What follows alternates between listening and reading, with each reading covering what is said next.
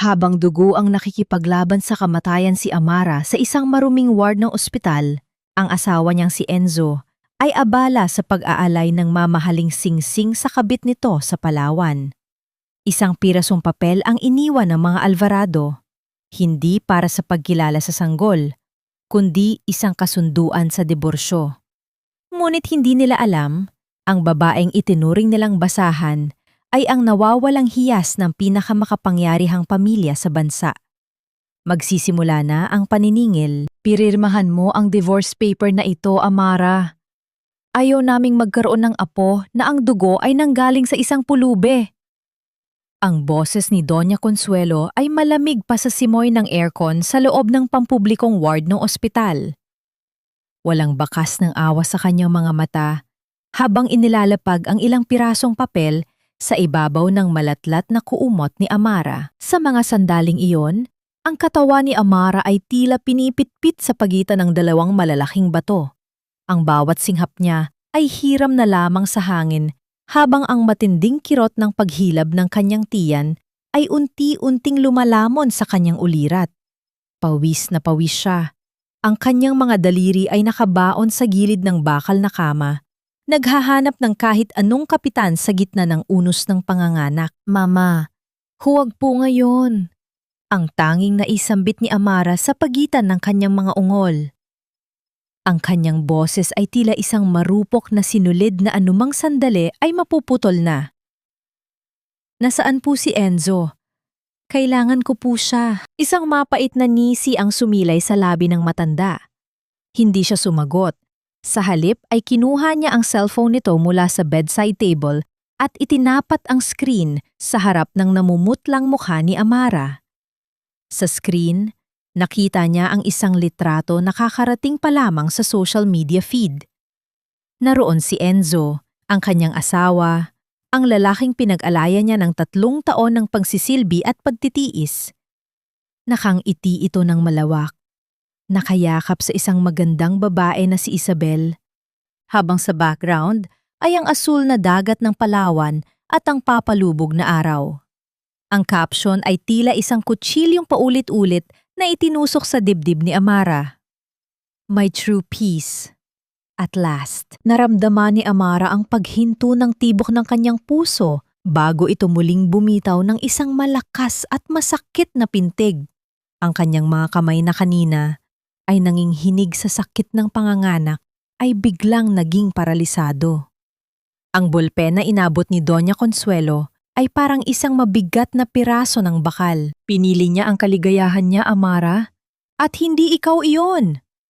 Isang pirma lang at bibigyan kita ng panggastos sa panganganak mo. Isipin mo ang batang yan.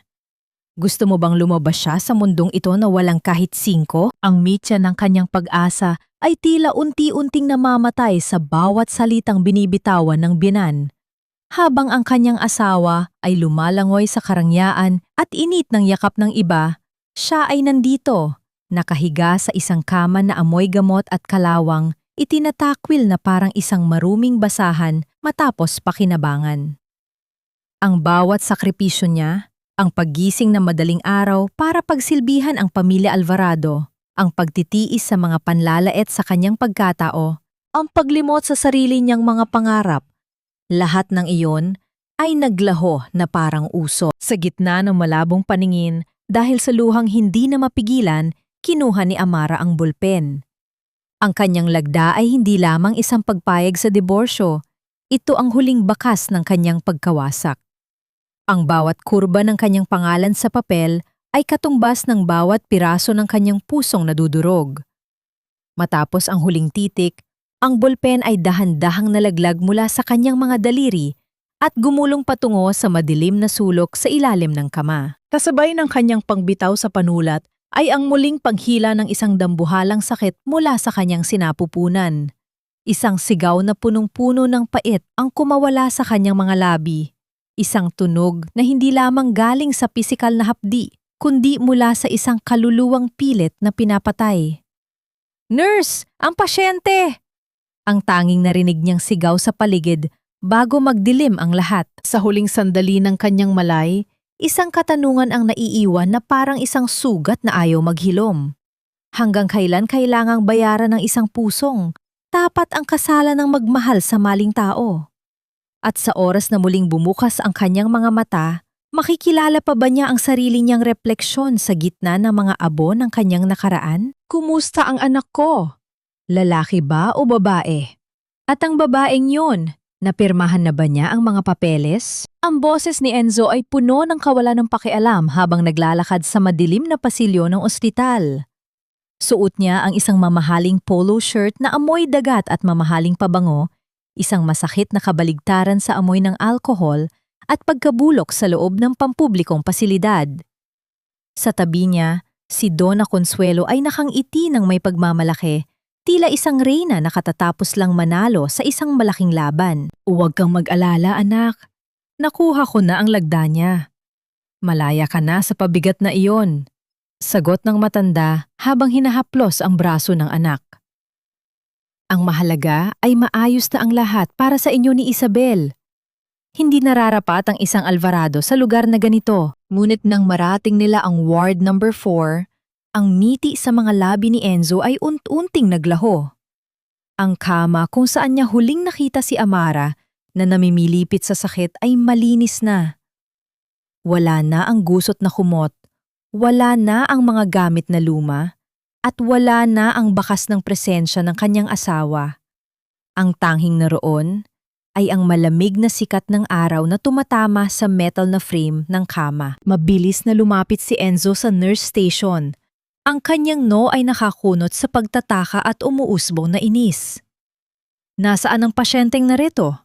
Si Amara Villacourt? At ang sanggol? Ang nurse na nakatalaga sa shift na iyon ay dahan-dahang nag-angat ng tingin. Sa kanyang mga mata ay mababasa ang isang malalim na pagkamuhi na hindi niya itinago. Wala na po sila rito, Mr. Alvarado. Kanina pa po silang kinuha. Anong kinuha? Sino ang kumuha sa kanila? Wala siyang pamilya, wala siyang matatakbuhan. Singhal ni Donna Consuelo, ang kanyang boses ay pumiyok sa gulat. Isang grupo ng mga kalalakihan na nakasuot ang dumating. May kasama silang mga dalubhasang doktor mula sa isang pribadong ospital. Paliwanag ng nurse. Ang kanyang boses ay kalmado, ngunit bawat salita ay tila isang sampal. Sabi ng doktor, hindi raw ligtas ang pasyente rito dahil sa kapabayaan. At ang sabi pa ng isang matandang lalaki na kasama nila, wala raw karapatan ang mga Alvarado na muling makita ang mag-ina niya. Naniga si Enzo sa kanyang kinatatayuan. Ang kanyang puso na kanina ay punong-puno ng kaisipan tungkol kay Isabel ay biglang binalot ng isang hindi maipaliwanag na takot. Sino ang matandang lalaking iyon? At paanong nagkaroon si Amara ng mga koneksyong kayang magbayad ng mga pribadong ambulansya at mga espesyalista? Sa mga sandaling iyon, ilang kilometro ang layo, sa loob ng isang marangyang silid sa pinakamahal na ospital sa bansa, nakatayo si Don Fernando Villacourt sa tabi ng kama ng kanyang anak.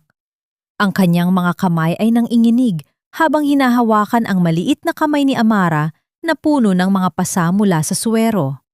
Sa tabi ni Amara ay ang isang maliit na crib kung saan payapang natutulog ang sanggol na si Mira. Patawarin mo ako, anak. Bulong ng matanda. Ang kanyang boses ay basag sa pagsisisi. Masyadong matagal bago kita nahanap. Ngunit sumusumpa ako sa bawat luhang ibinuhos mo sa mga Alvarado.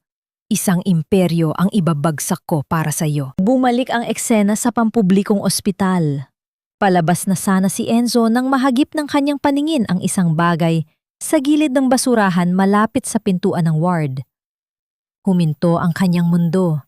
Doon, nakalubog sa gitna ng mga maruming bulak at gos, ay ang isang pares ng kupas at sirang tsinelas. Iyon ang tsinelas na laging suot ni Amara sa bahay nila. Ang tsinelas na madalas niyang kutain dahil sa sobrang kalumaan. Dahan-dahang yumuko si Enzo at kinuha ang isa sa mga tsinelas.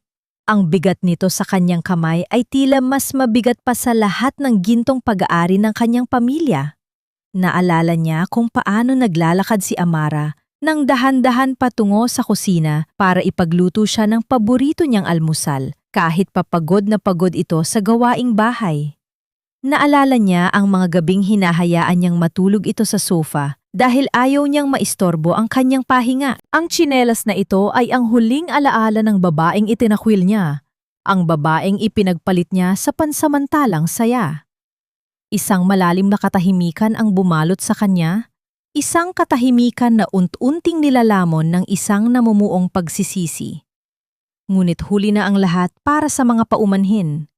Ang Amara na kilala niya ay patay na, at ang babaeng muling magigising ay hindi na ang biktima na maaari niyang muling saktan. Bit-bit ang tsinelas, lumabas si Enzo sa ospital na ang tingin ay nakatuon sa malayo. Hindi niya alam, sa mga oras na iyon, ang kanyang mga kumpanya, ang kanyang yaman at ang kanyang pangalan ay nagsisimula na ring mawasak sa ilalim ng kapangyarihan ng pamilyang Villacourt. 3 taon. 1,945 araw ng paghubog sa apoy, ng galit at pag-asa sa loob ng isang malawak na opisina sa pinakamataas na palapag ng Villacourt Tower. Nakatayo si Amara sa harap ng dambuhalang bintanang salamin. Ang tanawin ng buong Makati ay nasa kanyang paanan. Ang mga ilaw ng lungsod ay tila mga hiyas na nagkikislapan sa dilim. Ngunit ang kanyang mga mata, na dati ay puno ng pagsamo at luha, ay kasing lamig na ngayon ng asero. Ang suot niyang puting business suit ay tila isang balute, sumisimbolo sa kanyang muling pagkabuhay mula sa mga abo ng nakaraan. Ang bawat hakbang niya sa makintab na sahig ay may dalang awtoridad. Wala na ang babaeng yumuyukod sa bawat bulyaw ni Doña Consuelo. Ang Amara na nasa harap ng salamin ngayon ay isang reyna na handang bawiin ang kahariang nararapat sa kanya. Mami, bakit po kayo nakatingin sa labas? Are the stars talking to you po ba? Ang malamig na ekspresyon sa mukha ni Amara ay biglang natunaw nang marinig ang isang maliit at malambing na boses. Lumingon siya at nakita ang isang batang babae na may kulot na buhok at mga matang kasing itim ng gabi, mga matang madalas magpaalala sa kanya ng isang nakaraang nais na niyang ibaon. Si Mira. Ang tanging magandang bagay na natira mula sa kanyang pagkawasak. Dahan-dahang lumuhod si Amara para pantayan ang taas ng kanyang anak. Hinaplos niya ang malambot na pisngi ng bata, isang haplos na puno ng pangakong hinding-hindi na ito makakaranas ng gutom o pang-aapi. Hindi, anak. Sinasabi lang nila sa akin na oras na para matulog ang munting prinsesa ko. But I want to be a queen like you, Mommy. Sabi ni Lolo, you are the strongest woman in the world. Wika ni Mira habang yumayakap sa leeg ng kanyang ina. Isang matamis, ngunit may pait ng ngiti ang sumilay sa labi ni Amara. Ang pagiging matatag, anak, ay may kalakip na presyo at ayaw kong ikaw ang magbayad noon. Nabalik lamang ang atensyon ni Amara sa paligid nang marinig ang tunog ng pagbukas ng pinto. Pumasok si Leandro, ang kanyang kuya, na may dalang isang itim na folder. Ang kanyang mukha ay seryoso, ang mga mata ay nakatuon sa kanyang kapatid na tila binabasa ang nilalaman ng isip nito. The board meeting is over, Amara. Everything is set. Simula ni Leandro habang inilalapag ang folder sa mesa. Ang Alvarado National Bank ay nasa bingit na ng pagbagsak. Ang kanilang mga shares ay bumubulusok at ang mga investors ay isa-isang tumatalikod. Isang pirma mo na lang at magiging pag-aari na natin ang tanging institusyong nagbibigay ng dangal sa pangalan nila. Lumapit si Amara sa mesa. Tiningnan niya ang mga dokumento, ang mga numero na sumisimbolo sa dahan-dahang kamatayan ng kabuhayan ng mga taong nagtapon sa kanya sa kalsada habang siya ay duguan. Naalala niya ang lamig ng sahig ng ospital, ang gutom, at ang pangungutya sa kanyang pagkatao. Enzo is desperate, Amara. Pagpapatuloy ni Leandro, ang kanyang boses ay may halong babala. He's been looking for investors everywhere. Hindi niya alam na bawat pintong kinakatok niya ay kontrolado na natin. He has no idea that the woman he left in that ward is the one holding the rope around his neck. Dahan-dahang kinuha ni Amara ang mamahaling pluma mula sa ibabaw ng mesa. Sandali niya itong pinagmasdan, wari may mga alaalang muling sumagi sa kanyang isip. Naalala niya ang panulat na minsang humudyat sa pagtatapos ng isang mahalagang yugto ng kanyang buhay, ilang taon na ang nakalipas. Ngunit iba na ang kahulugan ng sandaling ito. Kung noon ay simbolo iyon ng isang masakit na pamamaalam, ngayon naman ay nagsisilbi itong paalala ng bagong kabanatang kanyang sisimulan. Mariin niya itong hinawakan, handang isulat ang mga susunod na hakbang sa landas na matagal na niyang pinaghandaan. Hindi ko lang gustong makuha ang bangko nila, kuya. Bulong ni Amara, ang boses ay matatag at walang panginginig.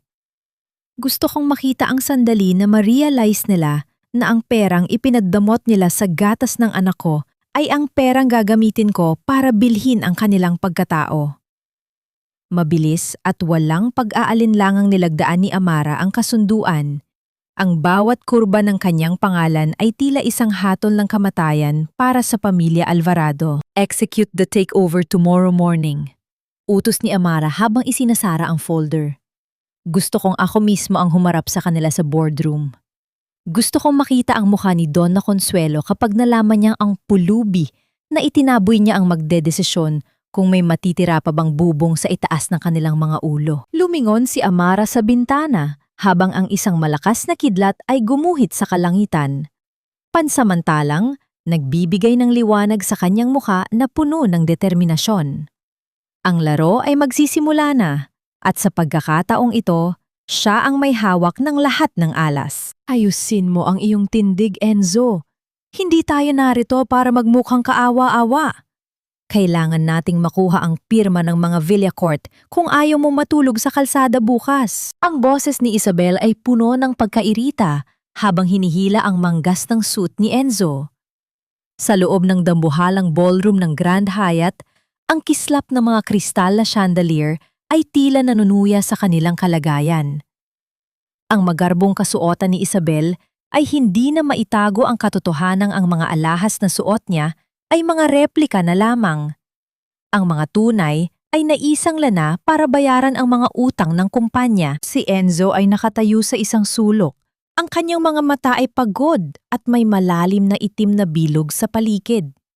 Ang 3 taon ay tila naging 10 taon para sa kanya. Ang bawat gabi ay puno ng bangungot ng isang duguang babae sa isang ospital at ang bawat araw ay isang pakikibaka para isalba ang pangalan ng mga Alvarado mula sa tuluyang paglubog. Hindi ko alam kung bakit tayo narito, Isabel. Bulong ni Enzo, ang kanyang boses ay walang sigla. Ang pamilya Villacourt ay kilalang mapili sa mga business partners. Sa tingin mo ba ay papansinin nila tayo? Gagamitin mo ang bawat hibla ng iyong karisma, Enzo. At kung hindi sapat yon, ako ang gagawa ng paraan.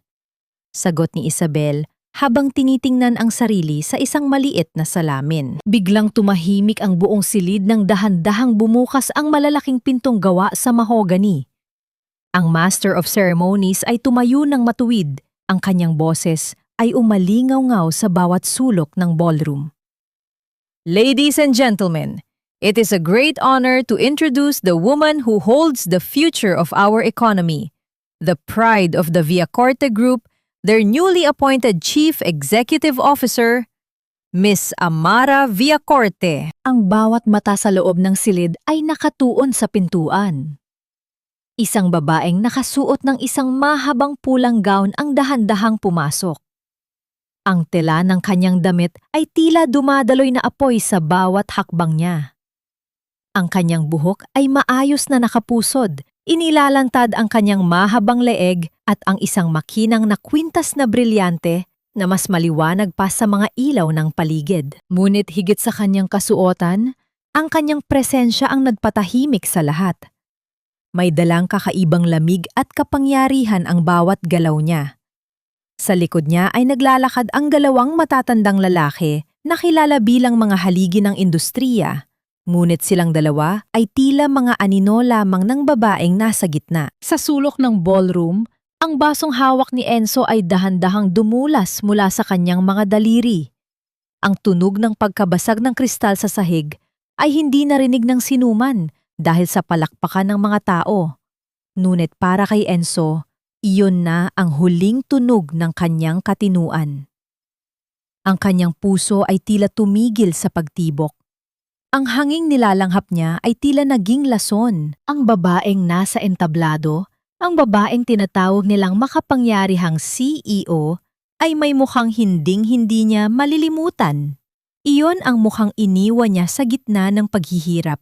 Iyon ang mukhang napanaginipan niya sa loob ng 1,000 gabi ng pagsisisi. Amara, ang tanging salitang lumabas sa nangangatog na labi ni Enzo. Ang kanyang boses ay tila isang pabulong na panalangin sa gitna ng impyerno. Hindi narinig ni Amara ang kanyang tawag, ngunit dahan-dahang lumingon ang babae sa direksyon kung saan nakatayo ang mga Alvarado. Ang kanilang mga mata ay nagtagpo sa gitna ng karamihan. Sa mga mata ni Amara, walang galit, walang sakit, at walang pangkilala. Ang naroon lamang ay ang isang malawak na karagatan ng kawalan ng pakialam. Isang bagay na mas masakit pa sa anumang sampal. Ngumiti ng bahagya si Amara, isang niting kasing talas ng labaha, bago muling ibinaling ang kanyang pansin sa mga taong nagnanais na makakuha ng kanyang pabor. Enzo, anong nangyayari sa'yo? Bakit ka namumutla? Tanong ni Isabel habang hinahawakan ang braso ng lalaki. Ngunit nang sundan niya ang tingin ni Enzo, ang kanyang sariling mukha ay nawalan din ng kulay. Ang kanyang paghinga ay naging mabilis at mababaw. Hindi maaari. Patay na siya. Sabi ng mama mo, namatay siya sa hirap. Hindi sumagot si Enzo. Ang kanyang paningin ay nanatiling nakako sa babaeng nasa entablado. Sa bawat tawa ni Amara, sa bawat pakikipagkamay nito sa mga bilyonaryo, nararamdaman ni Enzo ang unti-unting pagguho ng kanyang mundo. Ang babaeng itinuring nilang basahan ay nakatayo na ngayon sa tuktok ng isang bundok na hinding-hindi na nila maaabot. Dahan-dahang naglakad si Amara pababa ng entablado, direkta sa kinaroroonan nina Enzo at Isabel. Ang bawat hakbang ng kanyang takong sa sahig ay tila isang martilyo na pumupukpok sa kabaong ng pamilya Alvarado. Nang makarating siya sa harap nila, huminto siya. Ang amoy ng kanyang pabango, isang halo ng rosas at mamahaling kahoy, ay bumalot sa kanila, isang paalala ng layo ng kanilang katayuan. Good evening, bati ni Amara. Ang kanyang boses ay kasing kinis ng pelus. I believe you are the representatives of Alvarado National Bank? My secretary told me you were very persistent in seeking an audience with me. Amara, ikaw ba talaga yan? Nauutan na tanong ni Enzo. Ang kanyang kamay ay pilit na gustong humawak sa braso ng babae, ngunit pinigil niya ang sarili. Isang malamig na tawa ang kumawala sa mga labi ni Amara. I'm sorry, Mr. Alvarado, but in this room, only my friends call me by my name. To you, I am the woman who owns your debts. Now, shall we discuss how exactly you plan to pay me back? Or should I just start the foreclosure of your house tonight? Ang katahiminik sa pagitan nila ay tila isang nagnanaknak na sugat na biglang binuksan. Sa mga mata ni Enzo, nakita niya ang kanyang sariling katapusan. Sa loob ng marangyang powder room ng hotel, ang bawat tunog ng pagtulo ng tubig mula sa gintong gripo ay tila isang babala. Nakatayo si Amara sa harap ng malaking salamin, maingat na inaayos ang kanyang pulang lipstick. Ang kanyang mukha ay kalmado, ngunit ang kanyang mga mata ay naglalayab sa isang apoy na matagal na niyang kinikimkim. Bumukas ng marahas ang pinto at pumasok si Isabel. Ang kanyang dibdib ay mabilis na tumataas at bumababa. Ang kanyang mukha ay punong-puno ng galit at takot na pilit niyang ikinukubli sa likod ng makapal na make-up. Hindi kasi Amara. Imposible ito! Sigaw ni Isabel. Ang kanyang boses ay nanginghinig. Ang Amara na kilala ko ay isang hamak na pulube.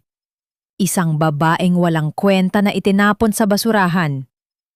Siguradong nagpapanggap ka lang, gumagamit ka ng ibang pangalan para makuha ang atensyon ni Enzo.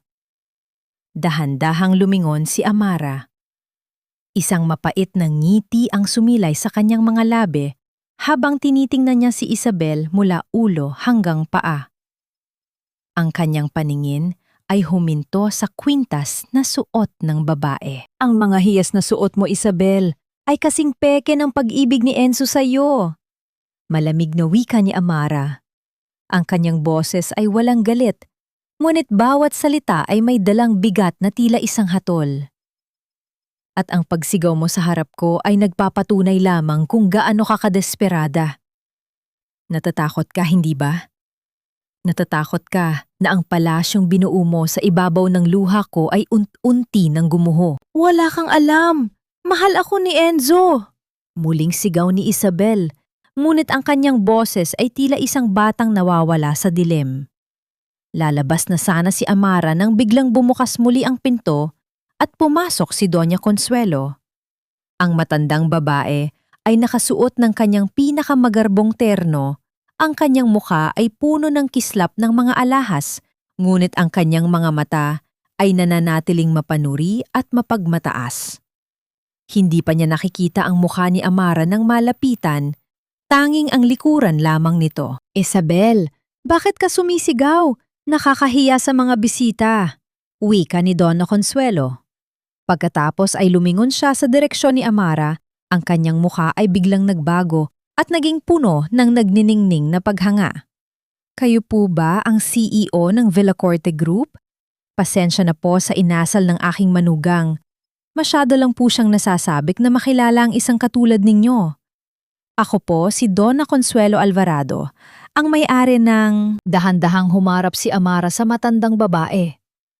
Ang mga salita sa labi ni Doña Consuelo ay biglang naputol. Ang kanyang mga mata ay nanlaki. Ang kanyang panga ay tila nanigas at ang pamaypay na hawak niya ay dahan-dahang nalaglag sa sahig na lumikha ng isang mahinang tunog sa gitna ng katahimikan. Amara? Pabulong na wika ni Doña Consuelo. Ang kanyang muka ay naging kasing puti ng papel. Ang kanyang buong katawan ay nagsimulang manginig. Magandang gabi, Mama! Bati ni Amara. Ang pagtawag niya ng Mama ay tila isang laso na dahan-dahang pumapasok sa pandinig ng matanda. Kamusta na po ang pakiramdam ng isang makapangyarihang Alvarado ngayong ang lupang kinatatayuan ninyo ay pag-aari ko na? Mabilis na nakabawi si Donna Consuelo.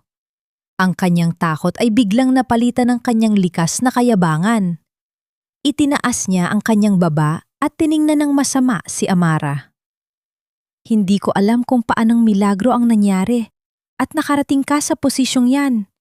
Ngunit huwag mong kakalimutan na utang na loob mo sa amin ang buhay mo. Kung hindi dahil sa amin, nasa kalsada ka pa rin at namamalimos. Utang na loob? Pag-uulit ni Amara, ang kanyang boses ay pumailan lang sa loob ng powder room kasing talas ng isang patalim. Binayaran ko na ang utang na loob na yan noong gabing iniwan niyo akong duguan sa ospital. Binayaran ko yan sa bawat patak ng luha ko habang pinipirmahan ang divorce papers para lang magkaroon ng gatas ang anak ko.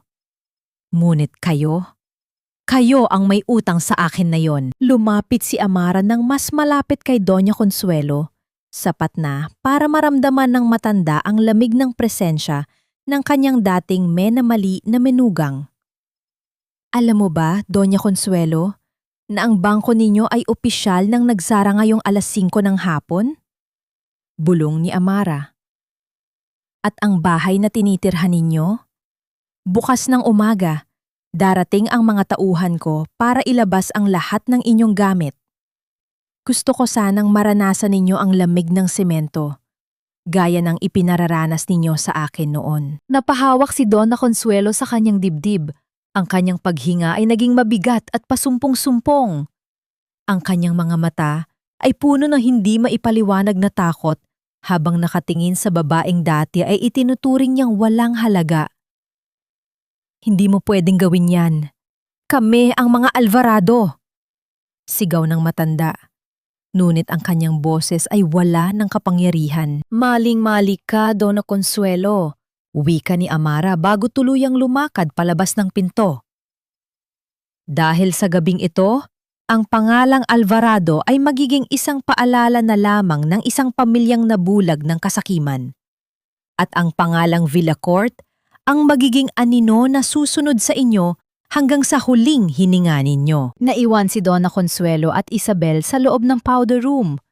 Ang kanilang mga mundo ay tuluyan ng gumuho. Sa labas, naririnig nila ang palakpakan ng mga tao para kay Amara, isang tunog na tila isang kampana ng kanilang sariling kamatayan. Ang ulan ay walang tigil sa pagbuhos, tila nakikidalamhati sa pagbagsak ng isang imperyo. Ang malalaking patak ng tubig ay humahampas sa mga bintana ng Alvarado Mansion. Ngunit sa loob nito, ang tunay na unos ay kasalukuyang nananalasa. Sa gitna ng malawak na sala na pinalamutian ng mga antigong kagamitan at mga pinturang nagkakahalaga ng milyon-milyon, nakatayo si Enzo. Ang kanyang mga mata ay blanko, nakatitig sa mga lalaking nakauniporme na walang awang nagbabalot ng kanilang mga ari-arian. Ang bawat gamit na dinadampot ng mga ito ay may kasamang malakas na tunog ng pagtanggal sa mga dingding at sahig, tila pinupunit ang mismong kaluluwa ng bahay. Si Doña Consuelo ay nakaupo sa isang silya sa gilid. Ang kanyang katawan ay nanginginig hindi sa lamig, kundi sa matinding takot at galit. Ang kanyang mga kamay ay mahigpit na nakakapit sa isang maliit na rebulto na pilit niyang pinoprotektahan mula sa mga tauhan ng bangko. Mga hayop kayo! Hindi ninyo pwedeng kunin yan! Pamana, yan ang aking lolo! Sigaw ng matanda, ang kanyang boses ay pumiyok at naging isang hagulgol. Ngunit ang mga lalaki ay nagpatuloy lamang sa kanilang trabaho. Walang pakialam sa mga luha ng isang taong sanay na sanay magpaluha ng iba. Biglang bumukas ang malaking pintuan sa harapan. Pumasok si Amara, ang kanyang itim na coat ay basang-basa ng ulan. Sa likod niya ay nakatayo si Leandro at ang ilan sa mga tauhan ng Villacourt Group. Ang kanyang presensya sa loob ng mansyon na dati ay nagpaparamdam sa kanya ng pagiging isang alipin ay nagbago na. Ngayon, siya ang nagmamay-ari ng bawat sulok ng lugar na ito. Ang paningin ni Enzo ay agad na natuon kay Amara. Ang kanyang mga paa ay kusang naglakad palapit sa babae. Ang kanyang mukha ay puno ng matinding pagsisisi. Amara, pakiusap! Nagsusumamo ang boses ni Enzo. Ang kanyang mga tuhod ay unti-unting bumigay at dahan-dahan siyang lumuhod sa harap ng babaeng dating nagluhod sa kanya para lamang humingi ng tulong. Kunin mo na ang kumpanya. Kunin mo na ang lahat ng pera ko. Ngunit pakiusap, huwag mo lang paalisin ang mama ko dito sa bahay namin. Matanda na siya. Hindi niya kakayanin ang buhay sa labas. Tiningnan ni Amara ang lalaking nasa harap niya. Ito ang lalaking minahal niya ng higit sa kanyang sarili. Ito ang lalaking sumira sa kanyang puso at iniwan siyang mag-isang lumalaban sa kamatayan habang nasa sinapupunan pa ang kanilang anak. Huwag paalisin? Malamig na tanong ni Amara. Isang mapait na ngiti ang sumilay sa kanyang labi. 3 taon na ang nakalilipas, Enzo. Sa loob ng isang madumi at malamig na ospital, nakiusap ako sa inyo. Nagmakaawa ako na huwag ninyo akong itaboy dahil buntis ako. Dahil kailangan ko kayo. Ano ang ginawa ninyo? Inabutan ninyo ako ng divorce paper habang ikaw ay nakikipaghalikan sa ibang babae sa Palawan. Ang mga salita ni Amara ay tila mga karayom na isa-isang tinutusok sa puso ni Enzo. Wala siyang masagot. Ang bawat salita ay totoo at puno ng sakit. Sumulong si Doña Consuelo. Ang kanyang mga mata ay naglalayab sa galit. Walang hiya ka. Niloko mo kami. Nagpanggap kang isang mahirap na babae para lang sirain ang pamilya namin. Umarap si Amara sa matanda. Ang kanyang paningin ay matalim. Hindi ako nagpanggap, Doña Consuelo. Nabuhay ako bilang isang asawa at manugang ninyo. Sinilbihan ko kayo ng walang hinihining kapalit. Kayo ang nagtulak sa akin na maging ganito. Kayo ang lumika sa halimaw na sumisira sa inyo ngayon. Kinuha ni Amara ang isang nakatuping papel mula sa bulsa ng kanyang coat. Binuklat niya ito at inihagi sa harap ni na Enzo at Donna Consuelo. Ito ay ang resibo ng ospital noong araw na siya ay manganak. Ang resibo na nagpapakita na walang anumang tulong na nagmula sa pamilya Alvarado at ang tanging nagbayad ng kanyang pananatili sa ospital ay ang isang matandang tagapaglinis. Iyan ang presyo ng buhay ko at ng anak ko sa inyo noon, wika ni Amara. Ang boses ay naglalaman ng 3 taong hinanakip. Ngayon, tingnan ninyo ang paligid ninyo. Iyan ang presyo ng inyong kayabangan. Isang matinding kidlat ang muling nagliwanag sa labas. Sinunda ng isang nakakabinging kulog. Sa loob ng mansyon, ang pamilya Alvarado ay naiwan sa dilim at lamig. Tuluyan ang inabandona ni Isabel si Enzo nang malaman nitong wala na itong yaman. Bigyan ninyo sila ng 5 minuto para lumabas.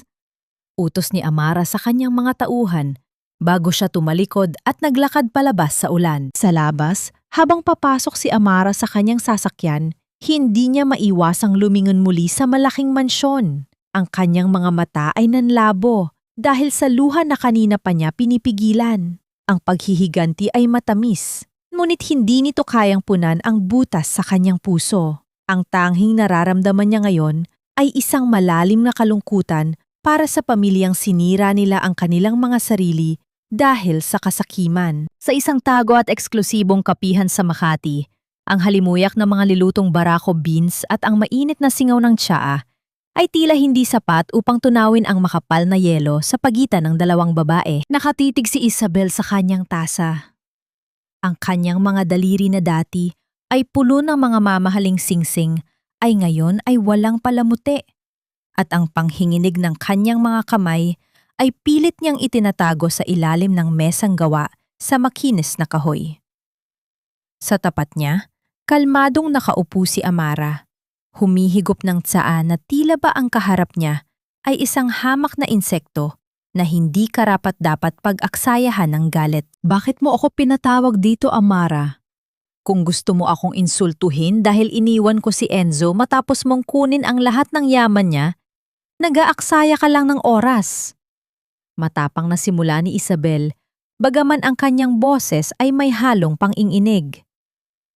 Kinuha mo mon ang lahat sa kanya.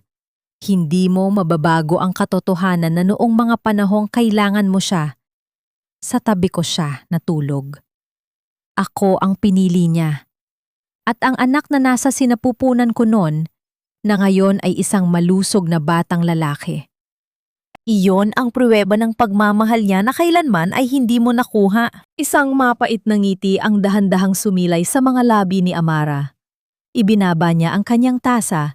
Ang paglapat ng porselana sa platito ay tila isang tuldok na nagtapos sa kahangalan ng babaeng nasa kanyang harapan. Ang pag-ibig na binili ng kasinungalingan ay hindi pag-ibig, Isabel. Isa lamang itong transaksyon. Malamig na tugon ni Amara. Kinuha niya ang isang manipis na brown envelope mula sa kanyang bag at dahan-dahang inilusot ito sa ibabaw ng mesa papunta kay Isabel. Bago mo ipagmalaki ang pamilyang itinayo mo sa ibabaw ng aking mga luha, siguruhin mo munang matibay ang pundasyon nito. Kumunot ang no ni Isabel. Nag-aalangang kinuha niya ang sobre at inilabas ang laman nito.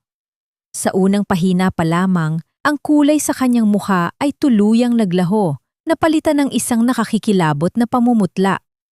Ang mga salita sa papel ay tila mga buhay na ahas na tumuklaw sa kanyang mga mata. Ito ay isang kumpletong background check at medical record. Isang anak sa labas ng isang kilalang politiko na nagtapon sa iyo nang malamang buntis ka. Patuloy ni Amara, ang boses ay kalmado, ngunit nagbabaon ng libu-libong patalim. Kailangan mo ng isang lalaking may pangalan at yaman na aako sa batang yan. At saktong nakita mo si Enzo. Isang lalaking madaling mabulag ng pansamantalang pagnanasa. Ginamit mo ang bata para madaliin ang pagpapalaya sa akin. Akin ang anak ko! Walang kinalaman dito si Enzo! Sigaw ni Isabel. Ang kanyang boses ay nagbabanta na sanang umalingaw-ngaw sa buong kapihan.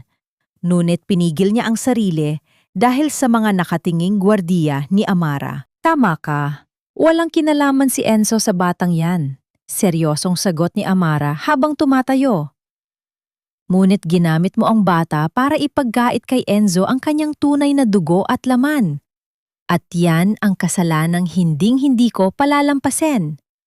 Maaari ka nang umalis, Isabel. Wala na akong pakialam sa iyo.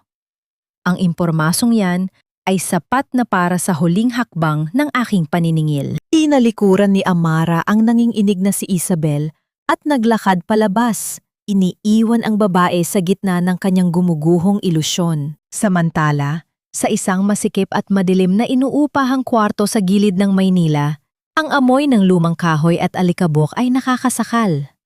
Nakaupo si Enzo sa sahig. Ang likod ay nakasandal sa malamig na pader habang pinagmamasdan niya si Doña Consuelo na umuubo sa ibabaw ng isang manipis na papag. Ito na ang kanilang buhay. Wala nang magagara at masasarap na pagkain. Wala nang mga katulong. Isang katok mula sa pintuan ang nagpabalik sa kanyang ulirat. Nang buksan niya ito, isang mensahero ang nag-abot sa kanya ng isang pamilyar na brown envelope na walang pangalan ng nagpadala. Nang may mabigat na pakiramdam, isinara ni Enzo ang pinto at dahan-dahang pinunit ang dulo ng sobre. Inilabas niya ang mga dokumento. Isang papel mula sa isang kilalang laboratorio. Sa itaas ay nakasulat ang pangalan niya at ang pangalan ng anak ni Isabel na itinuring niyang sariling anak at tagapagmana. Ibinaba niya ang kanyang paningin sa pinakailalim ng pahina. Sa bahaging nakabold ang mga letra. Probability of paternity, 0%. Ang paghinga ni Enzo ay biglang napatid. Ang piraso ng papel ay unti-unting nanginig kasabay ng kanyang mga kamay. Binasa niya itong muli at muli, umaasang magbabago ang mga numero. Ngunit ang katotohanan ay nakatitig sa kanya ng walang awa. Hindi sa kanya ang bata. Ang dahilan kung bakit niya ipinagpalit si Amara, ang dahilan kung bakit niya isinuko ang tunay niyang pamilya, ang dahilan kung bakit niya sinikmura ang maging isang demonyo sa paningin ng babaeng walang ginawa, kundi mahalin siya, ay isa lamang malaking kasinungalingan. Isang malakas na hikbi ang kumawala sa lalamunan ni Enzo.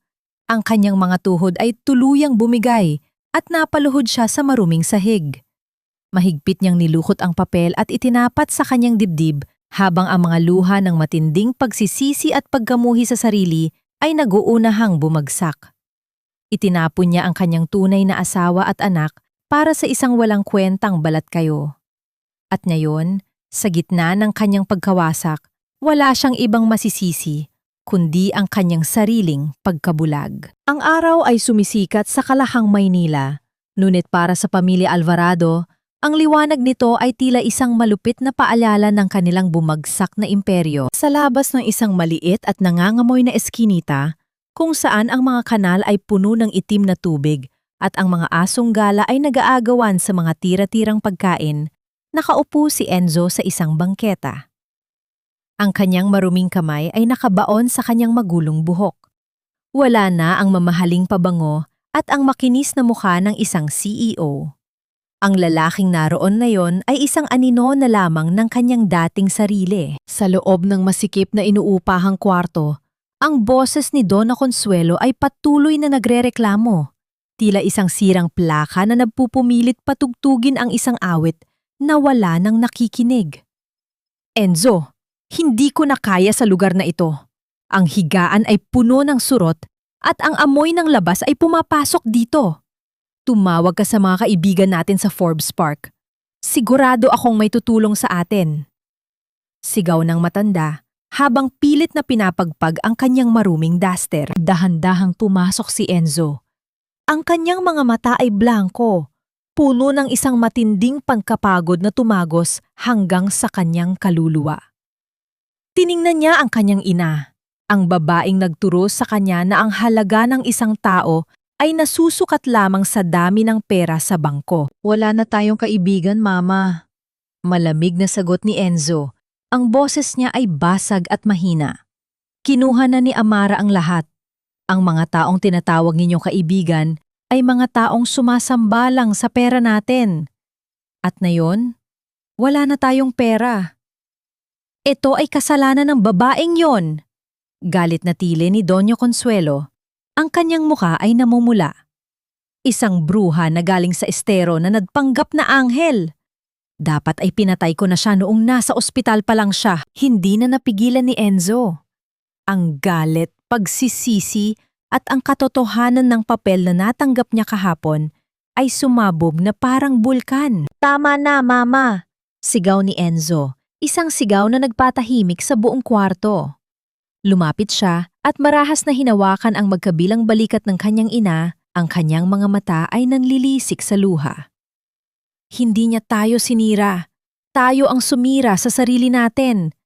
Itinaboy natin ang kaisa-isang babaeng nagmahal sa akin ng totoo para sa isang Isabel na niloko lang ako at ginawang ama ng batang hindi ko naman kadugo. Ang mukha ni Donna Consuelo ay tila binuhusan ng malamig na tubig. Ang kanyang mga mata ay nanlaki sa gulat, hindi makapaniwala sa narinig.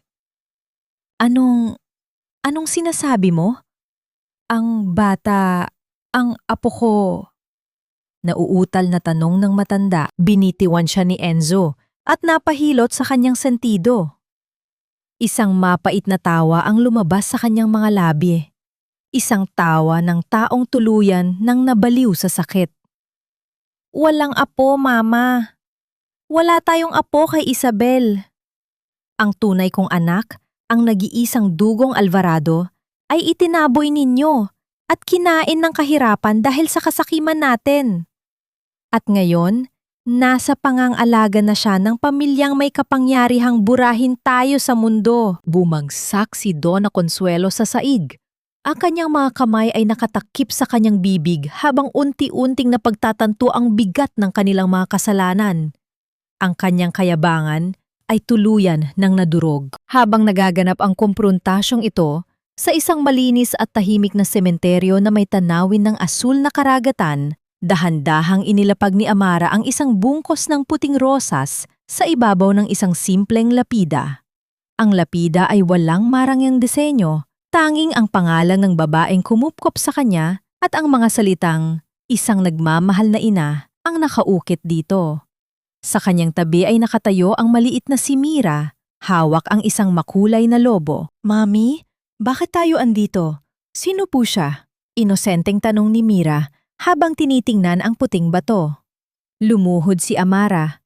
Hinaplos ang malamig na marmol na tila babuhay pa ang taong nakahimlay doon. Siya ang Lola Rosa mo, anak. Siya ang babaeng nagbigay sa akin ng kanin nang wala akong makain. Siya ang nagturo sa akin na ang tunay na pamilya ay hindi palaging konektado ng dugo, kundi ng kabutihan. Isang alaala ang muling nagbalik sa isip ni Amara. Naalala niya kung paano siya umiiyak sa ilalim ng ulan noong itinaboy siya ng mga Alvarado at kung paano siya natagpuan ni Aling Rosa, isang matandang tagalinis ng kalsada, at binigyan siya ng silungan kahit ito mismo ay walang sapat na pagkain. Ito ang mga alaalang hindi mabura ng lahat ng yaman ng mga Villacourt. Tumayo si Amara at tiningnan ang kalawakan ng dagat. Nakatayo siya ngayon sa tuktok ng kanyang tagumpay. Nabawi niya ang kanyang dignidad. Napabagsak niya ang mga nanakit sa kanya. Ngunit bakit tila may kulang pa rin? Bakit sa kabila ng lahat, ang kanyang puso ay nananatiling isang malamig at madilim na kuweba? Naramdaman niya ang maliit na kamay ni Mira na humawak sa kanyang daliri. Mommy, you look sad. Gusto mo ba ng hug? Tumingin si Amara sa kanyang anak. Ang mukha ni Mira ay may matinding pagkakahawi kay Enzo. Ang mga mata, ang kurba ng ilong. Isang masakit na paalala na kahit anong gawin niyang pangtalikod, may isang bahagi ng kanyang nakaraan na palaging kasama niya. Ngumiti si Amara at mahigpit na niyakap ang kanyang anak. Ang init ng katawan ni Mira ay ang tanging lunas sa lamig ng kanyang kaluluwa. Hindi na ako malungkot, anak. Basta nandito ka, buo na ang mundo ko. Sa sandaling iyon, napagtanto ni Amara ang isang bagay. Ang paghihiganti ay natapos na, ngunit ang kanyang pagpapagaling ay kakatikim pa lamang magsimula. At ang landas patungo rito ay hindi masusumpungan sa pagwasak sa iba, kundi sa pag-aaral kung paano muling buuhin ang kanyang sarili. 300 piso lang ito? Halos mabali na ang likod ko sa pagbubuhat ng mga semento.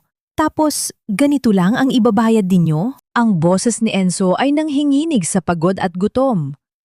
Ang kanyang mga kamay na dati ay tanging mga mamahaling pluma at baso ng alak ang hawak. Ngayon ay puno ng mga kalyo, sugat, at nakabaong itim na dumi sa ilalim ng mga kuko. Ang kanyang suot na t-shirt ay basang-basa ng pawis at may mga butas na sa balikat dahil sa bigat ng mga sako ng semento na binuhat niya sa ilalim ng nakatirik na araw. Ang foreman ng construction site ay nag-angat lamang ng tingin habang humihitit ng sigarilyo. Kung ayaw mo, marami pang gustong pumalit sa'yo dyan, Alvarado. 1 linggo ka pa lang dito, reklamador ka na agad. Umalis ka na kung gusto mo. Walang nagawa si Enzo, kundi tanggapin ang lukot-lukot na pera. Dahan-dahan siyang naglakad palayo sa maingay na site. Ang bawat hakbang niya ay tila isang pagsubok sa tibay ng kanyang mga buto. Huminto siya sa isang kanto at bumili ng isang balot ng tinapay at isang bote ng tubig. Naupo siya sa gilid ng kalsada, sa tapat ng isang malaking billboard na nagpapakita ng mukha ni Amara para sa isang kampanya ng mga babaeng negosyante. Tumingin siya sa billboard. Ang Amara sa larawan ay nakangiti, puno ng ningning at pag-asa. Inisip niya kung kumain na kaya ang kanyang anak. Inisip niya kung maayos ba ang tulog ni Amara. Ang hapdi sa kanyang tiyan ay hindi dahil sa gutom, kundi dahil sa katotohanang siya ang pumatay sa pagkakataon na makasama ang mga ito sa loob ng isang marangyang tahanan. Sa kabilang bahagi ng lungsod, sa loob ng isang itim na SUV na may tinted na mga bintana, nakaupo si Amara. Ang kanyang sasakyan ay kasalukuyang naiipit sa trapiko, saktong tapat sa construction site kung saan nagtatrabaho si Enzo. Mula sa loob, nakikita niya ang lahat. Nakita niya ang isang lalaking payat, marumi, at tila pasan ang buong mundo habang naglalakad sa gilid ng kalsada. Nang makilala niya kung sino iyon, naramdaman ni Amara ang isang biglang sikip sa kanyang dibdib. Akala niya ay matutuwa siya. Akala niya ay sasabog ang puso niya sa galak kapag nakita niyang nagdurusa ang lalaking sumira sa kanya. Ngunit sa halip na saya, ang tanghing naramdaman niya ay isang malalim at malamig na kawalan. Ang makita si Enzo na ganito ay hindi nagpagaling sa kanyang mga sugat. Pinatunayan lamang nito na pareho silang talunan sa laro ng tadhana. Ma'am, gusto niyo po bang paandarin ko na ang sasakyan? Mukhang maluwag na po sa harap. Tanong ng kanyang driver. Sandali lang, Mario. Mahinang sagot ni Amara. Ang kanyang mga mata ay nanatiling nakatitig sa lalaking nakaupo sa bangketa. Biglang bumukas ang pinto sa likuran ng sasakyan. Bago pa mapigilan ni Amara, mabilis na bumaba si Mira. Nakita ng bata ang isang aso na paggala-gala sa gilid ng kalsada at naisip ang ibigay ang baon niyang biskwit. Ngunit sa kanyang pagtakbo, nadapa ang bata malapit sa kinaroroonan ni Enzo. Mira!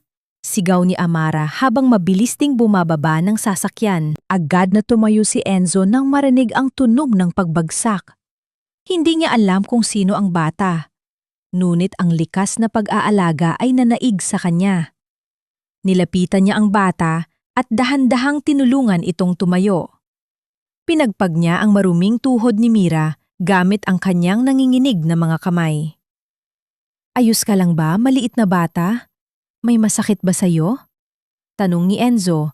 Ang kanyang boses ay puno ng lambing na matagal na niyang hindi nagagamit. Tumingala si Mira. Sa sandaling, mantagpo ang kanilang mga mata. Tila huminto ang mundo para kay Enzo.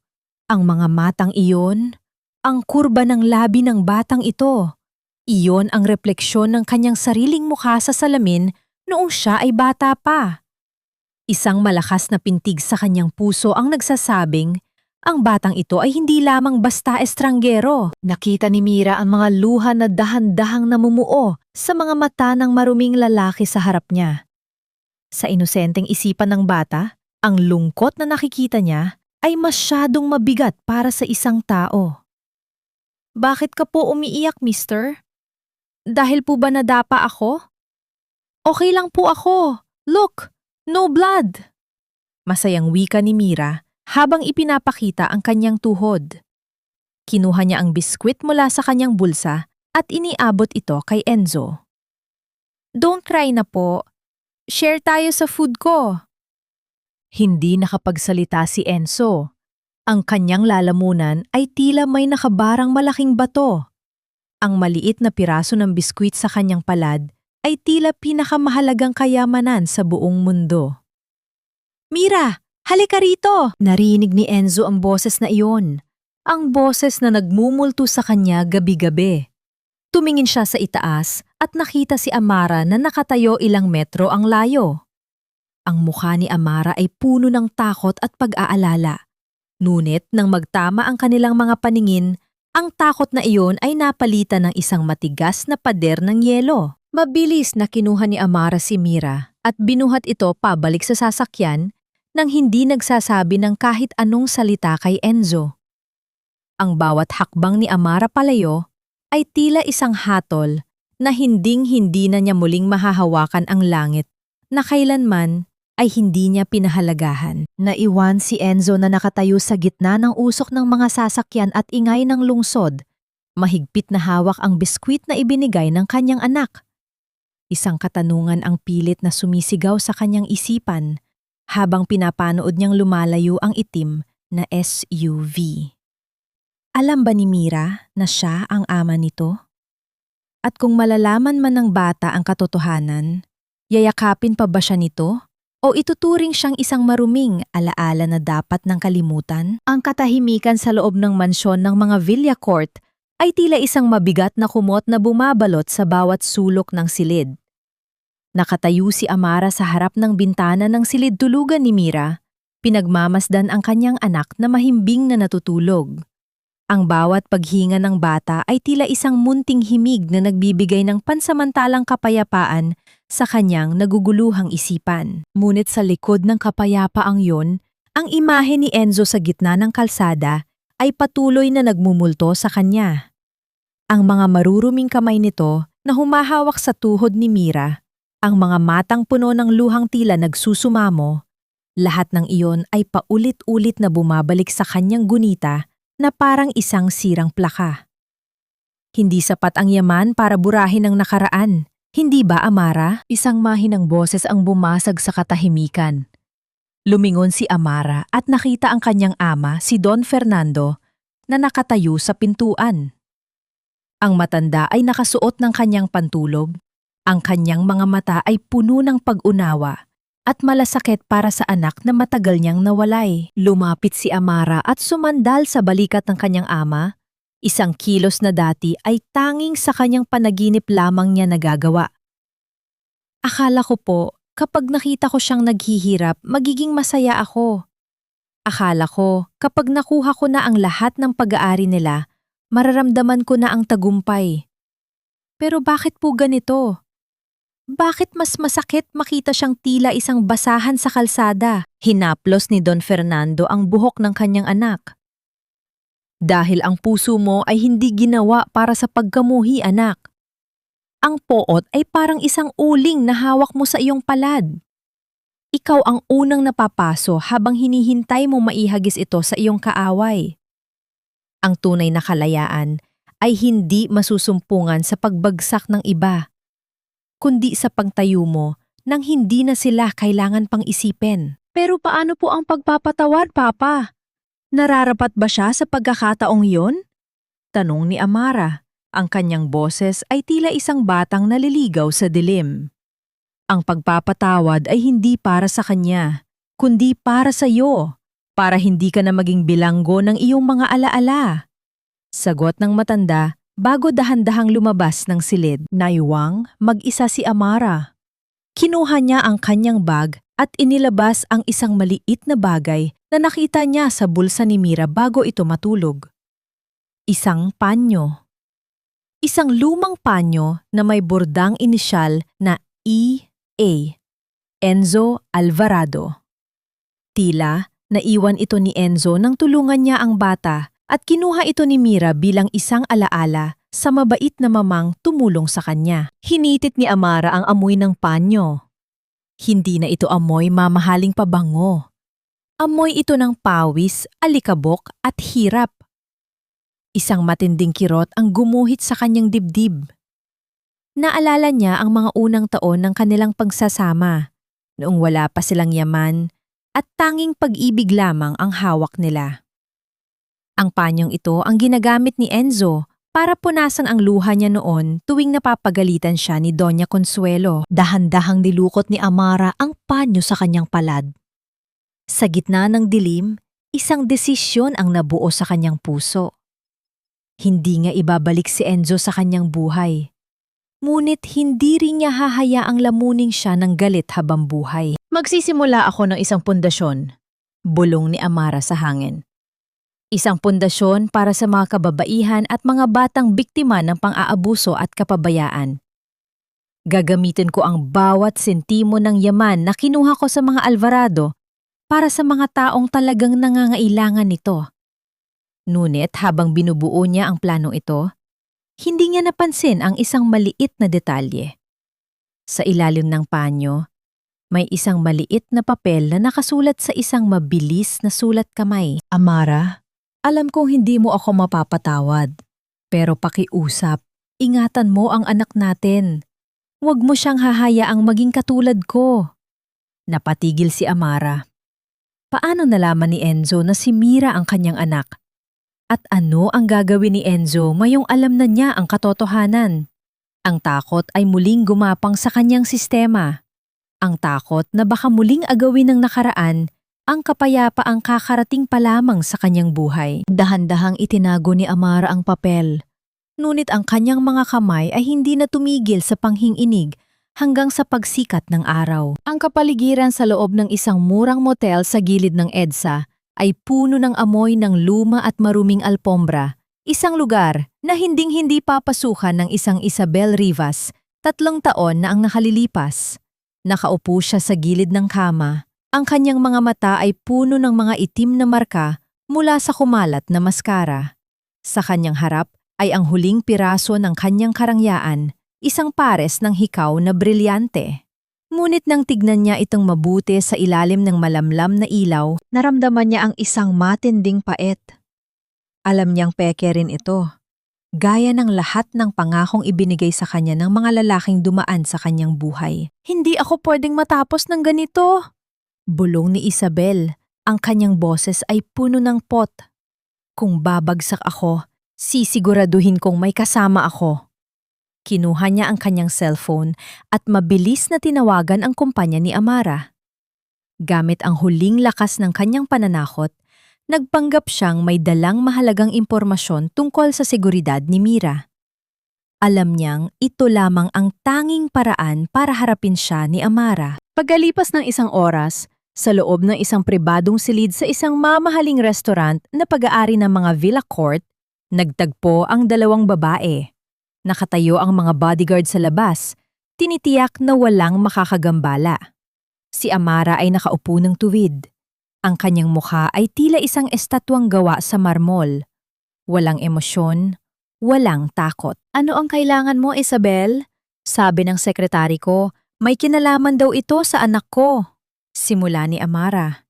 Ang bawat salita niya ay may kasamang lamig na tila nagpapababa ng temperatura sa loob ng silid. Gusto ko ng pera, Amara. 10 milyon. Diretsong sagot ni Isabel habang inilalapag ang kanyang maruming bag sa mesa. Kung hindi, ipagkakalat ko sa buong media ang tungkol sa nakaraan mo.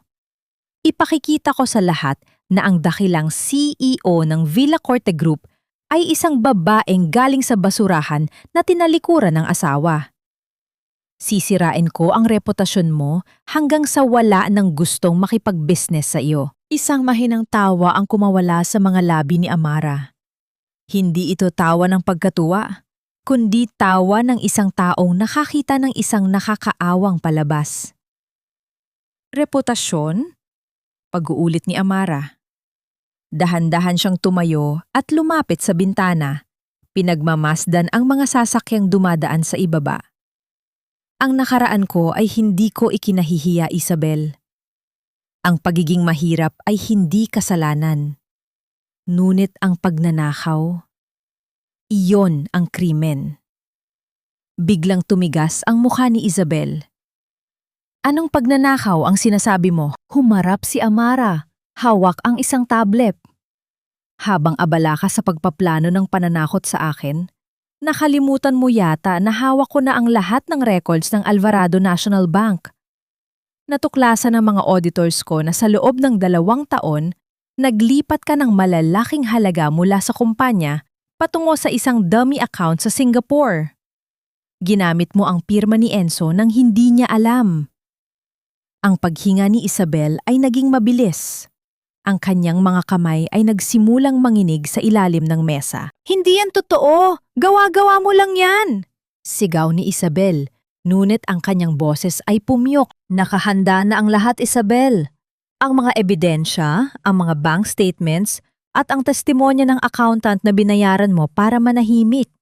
Patuloy ni Amara, ang boses ay nananatiling kalmado, ngunit bawat salita ay tila isang rehas na kumukulong sa babae.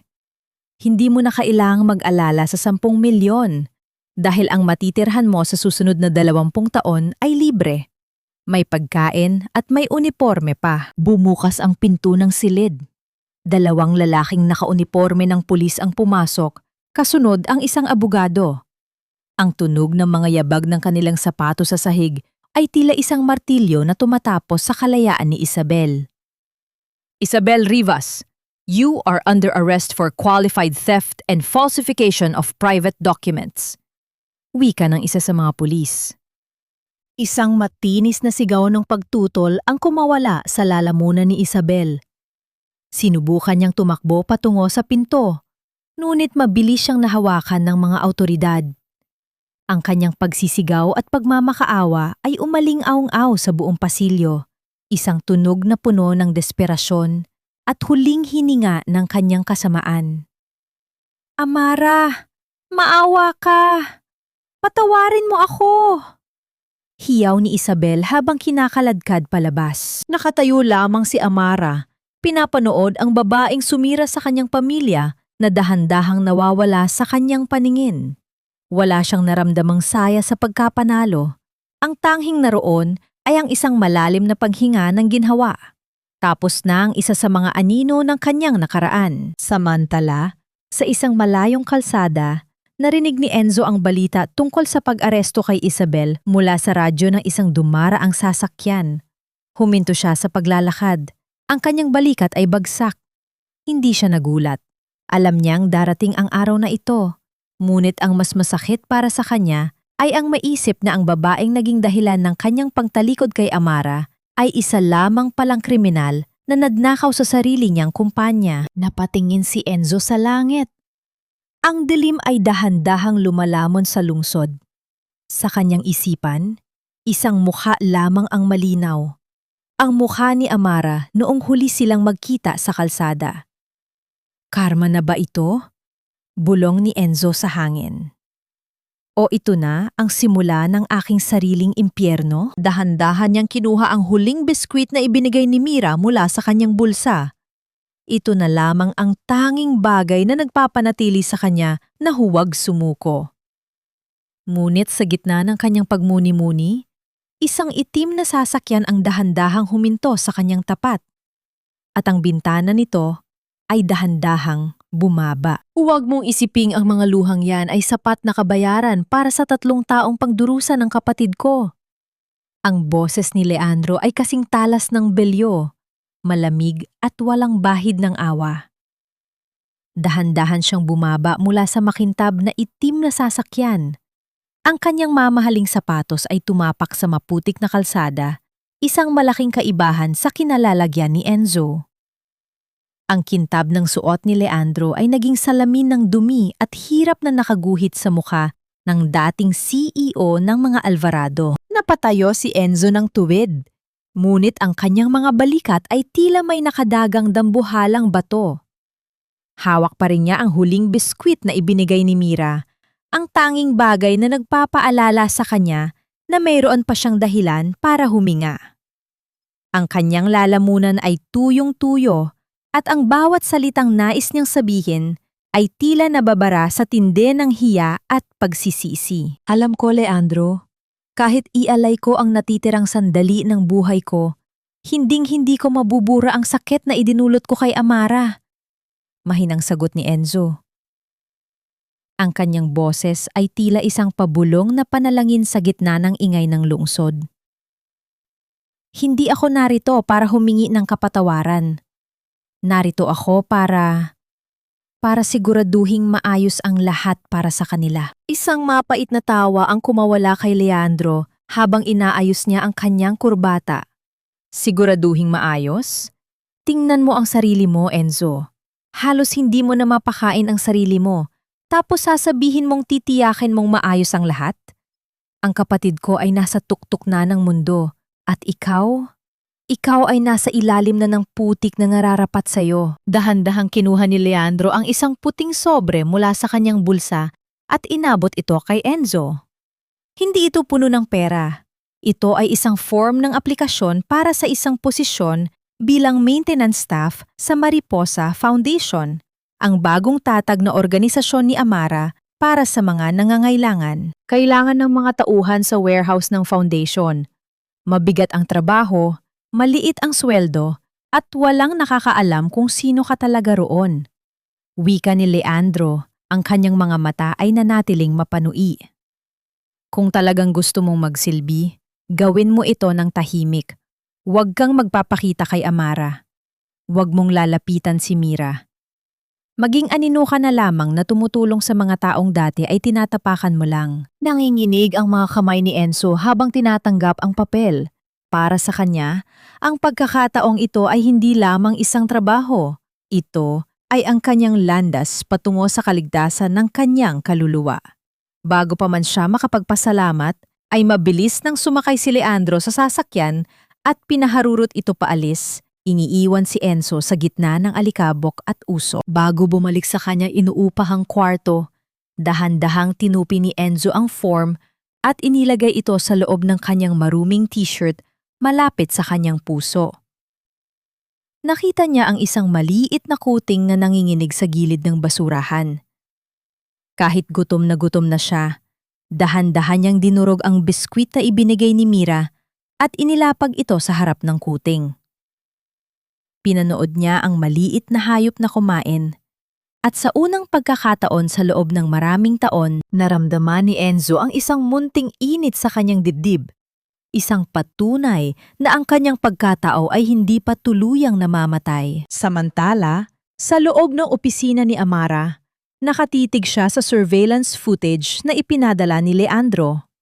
Nakita niya ang bawat galaw ni Enzo, ang pagtanggap sa papel, ang pagpapakain sa kuting, at ang paraan ng paglalakad nito na puno ng kapaguran. Ang kanyang mga daliri ay dahan-dahang humawak sa salamin ng monitor. Tila ba nais niyang hawakan ang mukha ng lalaking nasa screen. Bakit mo ito ginagawa, Enzo? Bulong ni Amara sa hangin. Bakit kailangan mo magpakababa ng ganyan para lang makalapit sa amin? Hindi alam ni Amara kung dapat ba siyang magalit o maawa. Ngunit ang isang bagay ay sigurado. Ang pagpasok ni Enzo sa kanyang foundation ay magbubukas ng isang pintuan na matagal na niyang sinubukang isara. Isang malaking panganib ang kanyang hinaharap.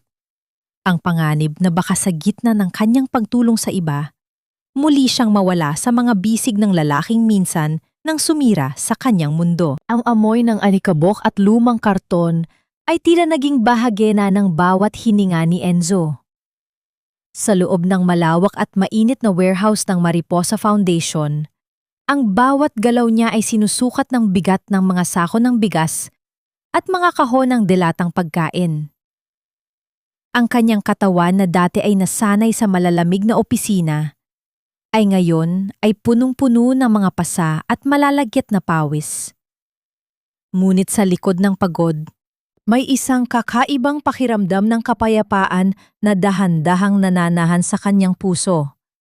Ang pakiramdam na sa bawat sakong kanyang binubuhat, may isang pamilyang nagugutom ang kanyang natutulungan. Isang munting pambayad sa lahat ng kanyang mga kasalanan. Isang hapon, habang abala ang lahat sa paghahanda para sa isang malaking relief operation, ang tunog ng pagbukas ng dambuhalang pintong bakal ay umalingangaw sa buong warehouse. Ang liwanag ng araw mula sa labas ay pansamantalang bumulag sa mga manggagawa at isang pamilyar na boses ang nagpatigil sa mundo ni Enzo. Make sure all the hygiene kits are accounted for. We need to ship them out by 5 o'clock.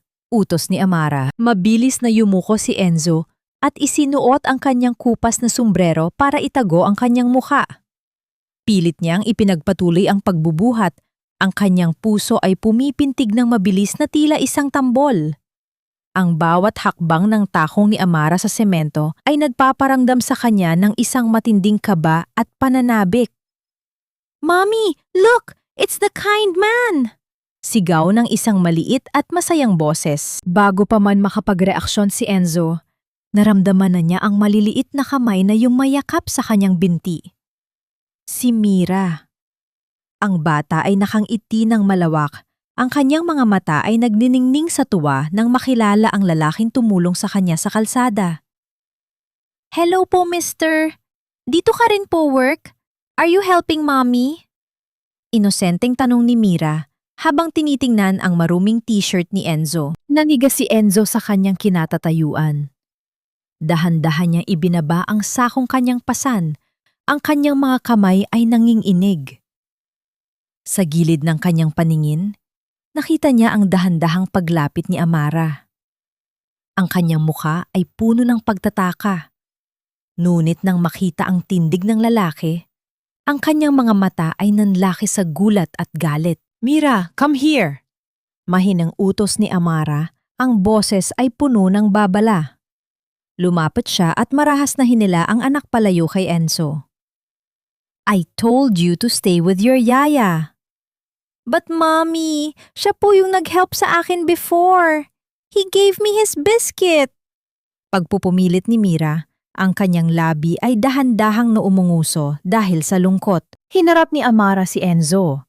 Ang distansya sa pagitan nila ay sapat na para maamoy ni Amara ang hirap at pagod na nakabalot sa lalaki. Ang kanyang mga mata ay naglalayab sa pot habang nakatingin sa kupas na sombrero ni Enzo. "Anong ginagawa mo rito, Enzo? Sinabihan ka ni Leandro na huwag kang magpapakita sa amin." Bulong ni Amara. Ang boses ay kasing talas ng isang patalim na dahan-dahang humihiwa sa katahimikan. Dahan-dahang inangat ni Enzo ang kanyang tingin. Ang kanyang mga mata ay puno ng pagsusumamo at katotohanan. "Hindi ako narito para manggulo, Amara. Narito ako para magtrabaho. Gusto ko lang makatulong kahit sa maliit na paraan." "Makatulong?" Isang mapait na tawa ang kumawala sa mga labi ni Amara. "Ang tulong mo ay huling-huli na. 1,000 sako man ang buhatin mo, hindi nito mabubura ang katotohanang iniwan mo kaming mamamatay sa gutom noon." Sa gitna ng kanilang tensyon, isang malakas na tunog ng pagguho ang bumasag sa kanilang usapan. Ang isang mataas na salansa ng mga kahon sa gilid ay nagsimulang gumanit at dahan-dahang tumumba. Direkta sa kinaroroonan ni Mira na kasalukuyang nakatayo malapit sa mga istante. "Mira!" sigaw ni Amara. Ang kanyang katawan ay naging paralisado sa tindi ng takot. Walang pag-aalinlangang sumugod si Enzo. Sa loob ng 1 segundo, naitulak niya si Mira palayo sa panganib, ngunit ang dambuhalang bigat ng mga kahon ay bumagsak ng direkta sa kanyang balikat at likod. Ang tunog ng paghampas ng mga karton sa sahig ay sinundan ng isang matinding katahimikan. Nakabulagta si Enzo sa semento. Ang kanyang mukha ay nakabaon sa alikabok habang ang mga kahon ay nakapatong sa kanya. Isang mahinang ungol ng sakit ang lumabas sa kanyang mga labi. Ang dugo ay dahan-dahang lumabas mula sa isang sugat sa kanyang noo na humahalo sa dumi ng sahig. Mabilis na dinaluhan ni Amara si Mira. Tinitiyak na walang galos ang anak. Nang makita niyang ligtas ang bata, lumingon siya kay Enzo. Ang kanyang puso ay tila pinipiga. Ang galit na kanina lamang ay naglalayab ay biglang napalitan ng isang hindi maipaliwanag na takot. Enzo! Tawag ni Amara. Ang kanyang boses ay puno ng pagkataranta habang pilit na inaalis ang mga kahong nakadagan sa lalaki. Dahan-dahang idinilat ni Enzo ang kanyang mga mata. Sa kabila ng sakit, isang mahinang ngiti ang sumilay sa kanyang mga labi nang makitang ligtas si Mira.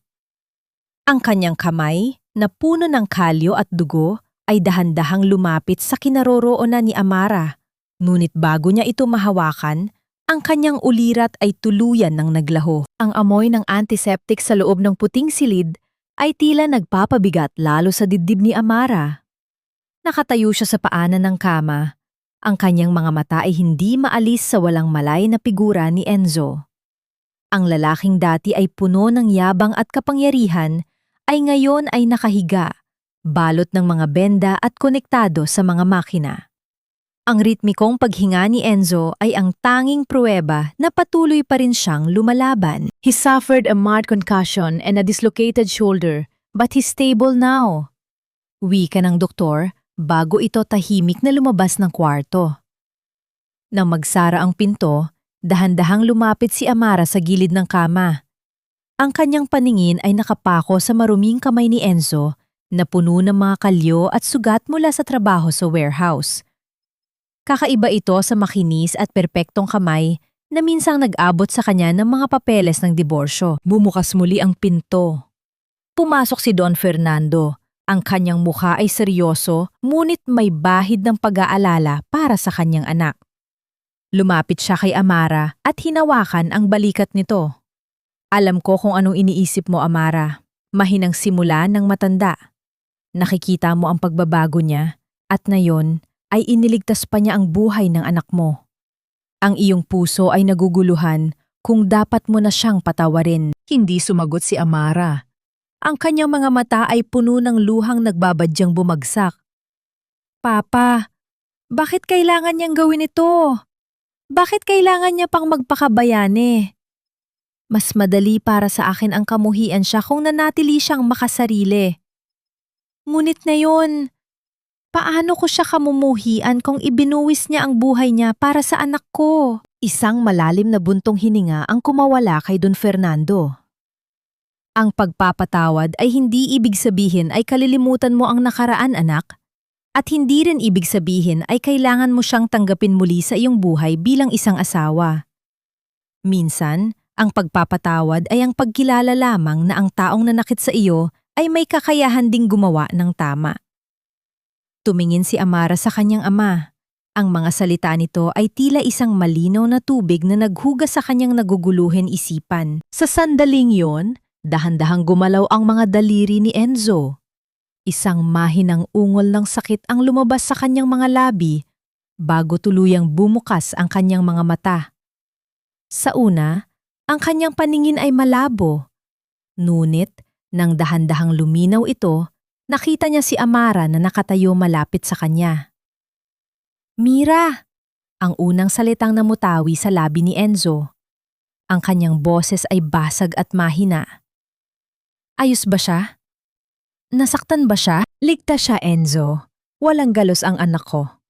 Malamig, ngunit kalmadong sagot ni Amara. Isang ngiti ng kaginhawaan ang sumilay sa mukha ni Enzo bago niya ipinikit muli ang kanyang mga mata. Salamat sa Diyos. Isang mahabang katahimikan ang namayani sa silid. Si Don Fernando ay tahimik na lumabas, nagbibigay ng pagkakataon sa dalawa na mag-usap. Bakit mo ginawa iyon, Enzo? Tanong ni Amara. Ang kanyang boses ay nanginginig sa pinipigilang emosyon. Bakit kailangan mong pumasok sa warehouse ng patago? Anong gusto mong patunayan? Dahan-dahang idinilat ni Enzo ang kanyang mga mata. Ang paningin ay nakapako sa kisame. Wala akong gustong patunayan, Amara. Gusto ko lang maramdaman kung gaano kabigat ang hirap na ipinaranas ko sa'yo. Noong mga panahong pinagbubuhat mo ang sarili mo ng mag-isa. Noong mga panahong nag-utom ka.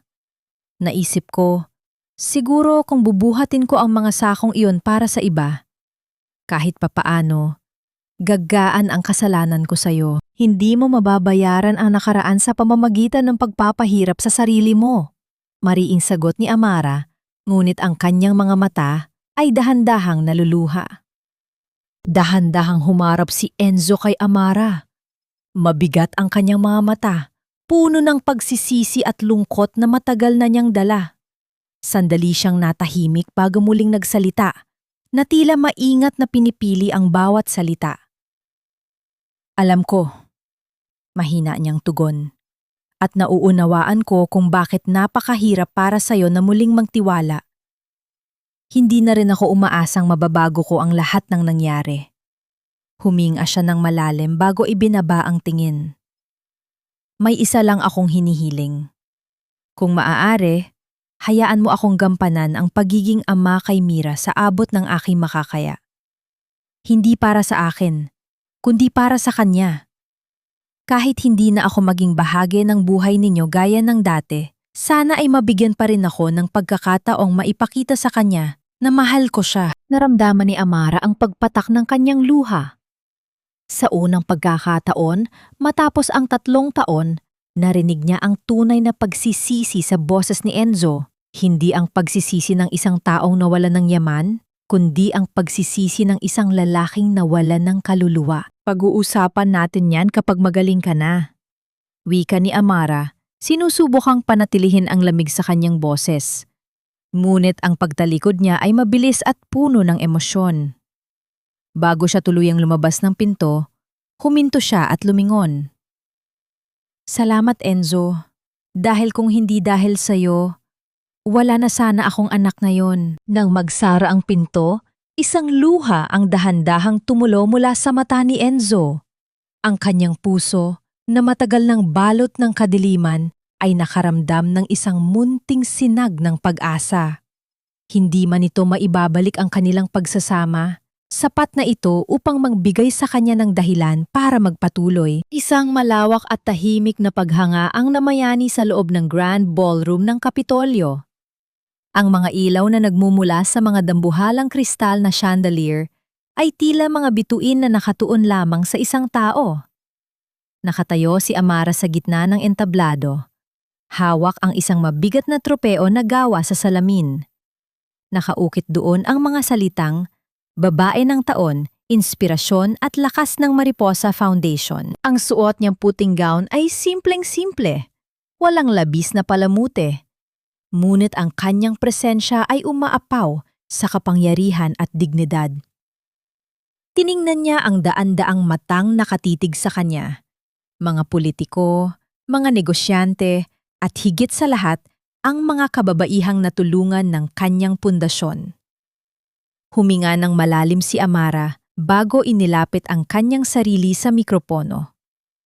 Ang kanyang boses ay kalmado, umaalingaw-ngaw sa bawat sulok ng silid, pumapasok sa mga puso ng bawat nakikinig. 3 taon na ang nakalilipas, akala ko ay katapusan na ng mundo ko. Naiwan akong mag-isa sa isang madilim at malamig na silid ng pagamutan. Nawalan ako ng pamilya, nawalan ako ng dangal, at higit sa lahat, nawalan ako ng tiwala sa sarili.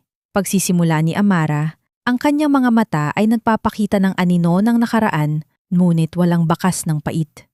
Ngunit natutunan ko na ang tunay na halaga ng isang babae ay hindi nasusukat sa mga taong pumili sa kanya, kundi sa kakayahan niyang piliin ang kanyang sarili sa gitna ng pagkawasak. Isang masigabong palakpakan ang namuo mula sa mga manonood, tila isang alon ng pagpupugay na yumakap kay Amara. Iniaalay ko ang parangal na ito sa lahat ng babaeng sinabihang hindi sila sapat. Sa lahat ng inang mang-isang itinataguyod ang kanilang mga anak.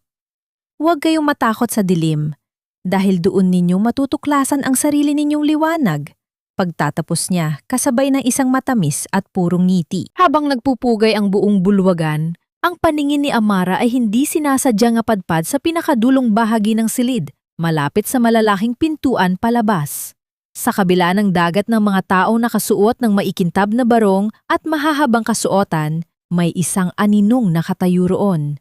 Si Enzo, wala na ang mga benda sa kanyang ulo, ngunit ang kanyang pangangatawan ay hindi na kasing kisig ng dati.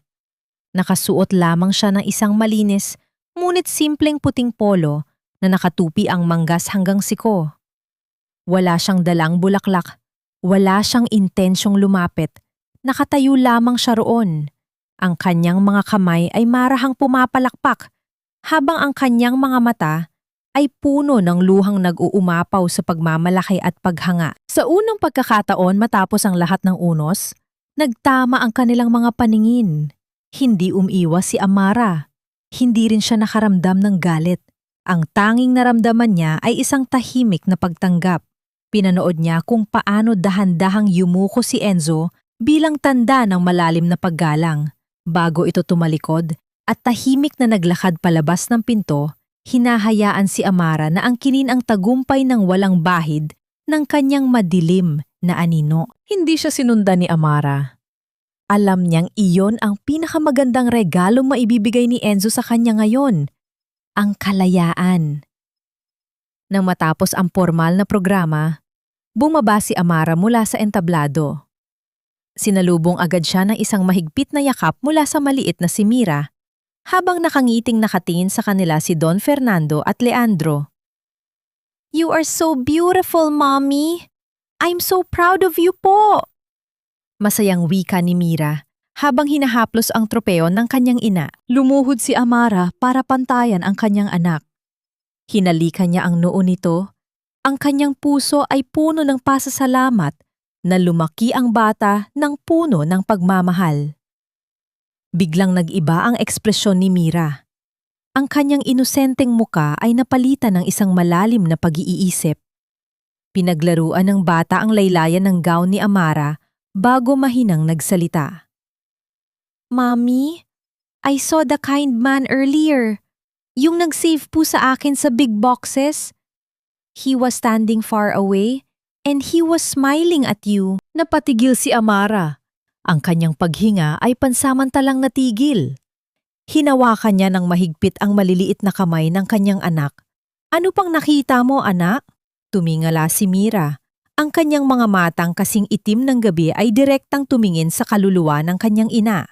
Umiiyak po siya habang nag-smile. "Mommy!" Huminto si Mira. Tila hinahanap ang tamang mga salita sa kanyang musmos na isipan. "Mommy, is it okay to love a person who made a very bad mistake? Kahit po nag-sorry na siya, bad person pa rin po ba siya?" Ang tanong na iyon ay tila isang malakas na hangin na yumanig sa matibay na pader sa puso ni Amara. Tumingin siya sa pintuang nilabasan ni Enzo kanina. Ang sugat ay naghilom na, oo. Ngunit ang peklat ay mananatili habang buhay. Sa mga sandaling iyon, alam ni Amara na kailangan na niyang harapin ang huling yugto ng kanyang paglalakbay. Ang sagutin kung may puwang pa ba ang pagpapatawad para sa taong naging dahilan ng kanyang pinakamalaking pagkawasa. Lumipas ang 10 taon na tila mga dahong tinangay ng isang mahinahon at payapang hangin. Ang araw ay dahan-dahang lumulubog sa dalampasigan ng Palawan na napapahid ng kulay kahel at ginto sa buong kalangitan. Ang paghampas ng mga alon sa maputing buhangin ay lumilika ng isang ritmikong musika na nagbibigay ng walang kapantay na kapanatagan. Sa beranda ng isang malawak ngunit simpleng rest house na gawa sa kahoy at salamin, tahimik na nakaupo si Amara. Ang kanyang mukha ay kakikitaan ng ilang manipis na linya ng edad, ngunit ang kanyang mga mata ay nagniningning sa isang uri ng kapayapaan na tanging mga taong dumaan sa matinding unos lamang ang makakaunawa. Sa loob ng bahay, payapang natutulog si Don Fernando, pinalilibutan ng kalinga at pagmamahal ng kanyang pamilya. Ang Mariposa Foundation ay naging isang dambuhalang institusyon na nagbibigay ng silungan sa libu-libong kababaihan. Nakamit ni Amara ang lahat, hindi sa pamamagitan ng paghihigante, kundi sa pagpili na buuin ang kanyang sarili. Dahan-dahang tumayo si Amara at humawak sa barandilya ng beranda. Ang kanyang paningin ay nakatuon sa dalawang figura na naglalakad sa dalampasigan.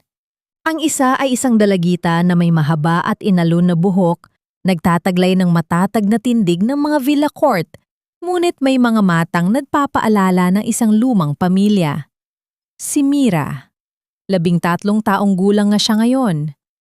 Sa paglipas ng panahon, hindi ipinaggait ni Amara sa kanyang anak ang katotohanan.